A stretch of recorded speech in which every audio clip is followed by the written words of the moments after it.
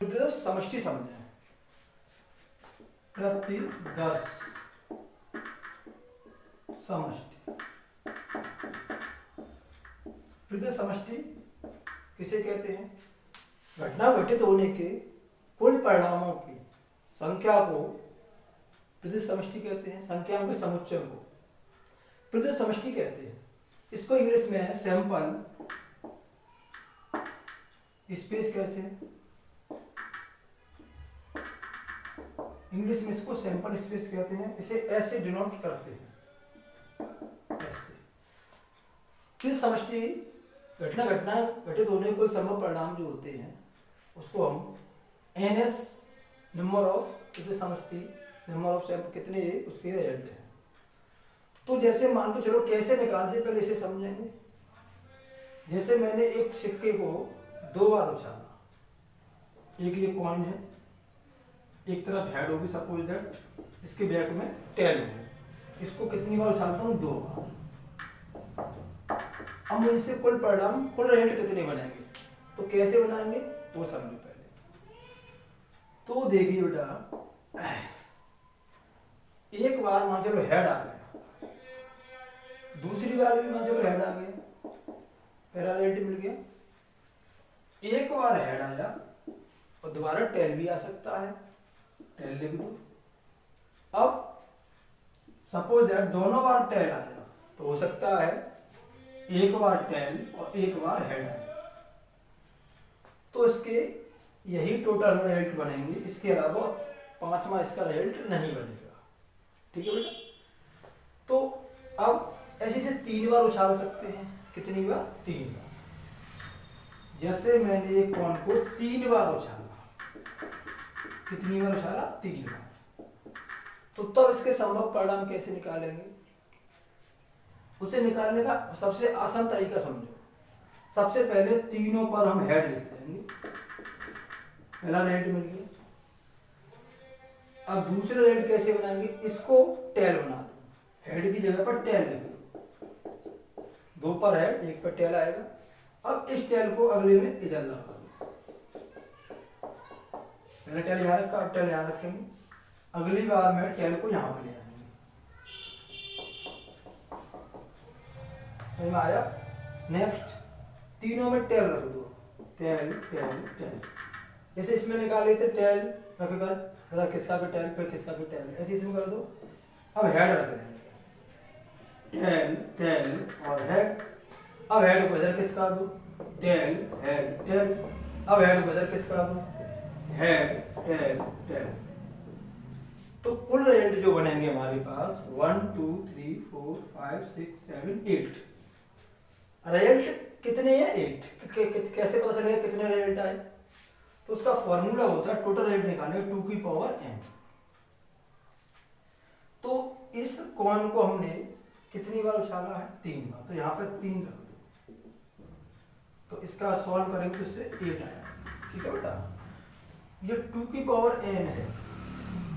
तो ऐसे करके हम इसके रिजल्टों को फाइंड कर सकते हैं। जितने उसके रिजल्ट होते हैं हमारी प्रतिदर्श समष्टि कहलाती है, और जितने आने के चांस होते हैं हमारे यहाँ पर 2 रख देते हैं, क्योंकि उसमें हेड और टेल 2 ही रिजल्ट है उसके, वो यहाँ रख देंगे। कितनी बार उछालने ऊपर रख देंगे पावर। ठीक है बेटा? चलो एक और बार हम देखते हैं, एक और चीज को देखते हैं। एक टॉपिक और ले लो, आपको सैंपल स्पेस समझ में आएगा। देखिए बेटा, एक पासा ले लो, चलो ले लो पासा। एक पासे में 6 रिजल्ट होते हैं। कितने होते हैं? 6। अगर उसे मैं एक बार उछालूंगा तो 6 रिजल्ट मिलेंगे, 1 2 3 4 5 6। मैंने एक पासे को 2 बार उछाला, 2 बार उछाला या फेंका, 2 बार फेंका, तो टोटल रिजल्ट कितने बनेंगे वो निकाल लेंगे। पासे में कितने आने संभव परिणाम होते? 6। कितनी बार उसको फेंक रहे हैं? 2 बार। तो इसके परिणाम जो बनेंगे बेटा 6 × 6 = 36। 36 रिजल्ट बने। वो कैसे बनेंगे समझो। 2 बार उछाल रहे तो कैसे बनाते? देखिए पहली बार में क्या करें, 1 को फिक्स कर लें। इस दूसरी बार में मान लो 1 आएगा, 2 भी आ सकता है, 3 भी आ सकता है, 4 भी आ सकता है, 5 भी आ सकता है और 6 भी आ सकता है। तो बेटा 1 के साथ ये रिजल्ट बनाएंगे, पहले एक को फिक्स किया 1 को, फिर 1 2 3 4 5 6। इसी प्रकार आगे भी हम इसे करेंगे। अब यहाँ पर बन गया 2 लिख लो, फिर ऐसे ही इसी में भी हम इसी तरीके से बना सकते हैं। 2 के बाद 1 बन गया, 2 3 4, हमने यहाँ पे 1 फिक्स किया, यहाँ पर 2 फिक्स किया, ऐसे ही आगे भी इसके रिजल्ट हम बना देंगे। इस तरीके से देखिए सही। अब हम इसके बाद यहाँ पर 3 ले लेंगे, ऐसी रेट इसके बना देंगे, 4 ले लेंगे, ऐसी रेट इसके बना देंगे, 5 ले लेंगे, ऐसी रेट इसके बना देंगे, 6 ले लेंगे। तो इस तरीके से हम इसकी टोटल रिजल्ट बना सकते हैं। इसके कुल संभव परिणाम हमने फाइंड कर लिए। तो इस तरीके से बेटा इसके हम रिजल्ट को बना सकते हैं, ठीक है। तो प्रदत्त समष्टि टोटल रिजल्ट इस तरीके से इनके फाइंड करते हैं हम, ठीक है। तो हम इसके आगे और भी क्वेश्चन समझेंगे।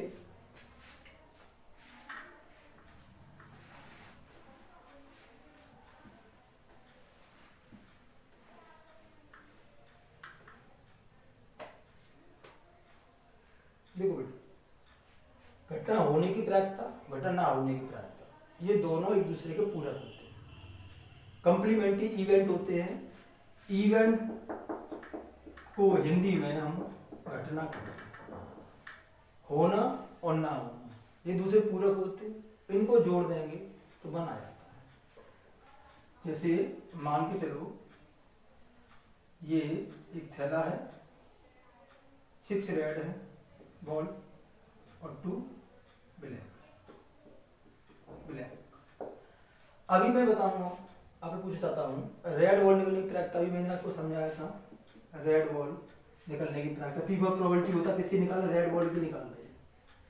कितने हैं टोटल इसकी घटना, इसकी टोटल बॉल है 8, रेड बॉल निकलने के चांस है 6।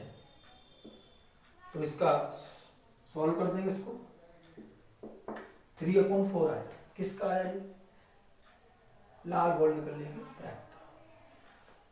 लाल बॉल, ये लाल गेंद ना निकलने की प्रायिकता, ना निकलने की प्रायिकता। और ये पूछता है तो जब रेड नहीं निकलेगी तो ब्लैक निकलेगी, ठीक है। जैसे बॉल निकालेंगे, रेड निकली तो उसमें से ब्लैक होगी। तो रेड बॉल निकालने की पी प्रोबेबिलिटी, रेड बॉल कितनी निकाल ली, रेड बॉल ना निकलने की प्रायिकता, इसका मतलब ब्लैक निकलेगी, ठीक है। तो मैं आपको यहाँ पे थोड़ा समझा दे रहा हूँ, इस साइड में ब्लैक बॉल निकलने की जो प्रोबेबिलिटी होगी, बेटा प्रायिकता होगी, वो होगी 2/8, 2 2 2 यानी कि 1/4 आए। तो अब लिखा है लाल गेंद ना निकलने की प्रायिकता, तो यही आंसर है इसका।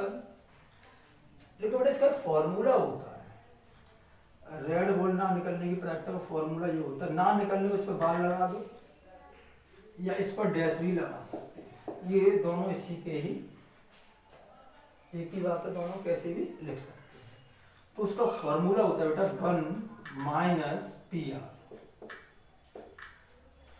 रेड बॉल निकलने की प्रायिकता को 1 में से घटा देंगे तो रेड बॉल ना निकलने की प्रायिकता निकाल सकते हैं। कैसे देखिए, 1 - 3/4, इसको एलसीएम लेके हम सॉल्व कर देंगे, 4 एलसीएम हो गया, तो कितना आंसर आया,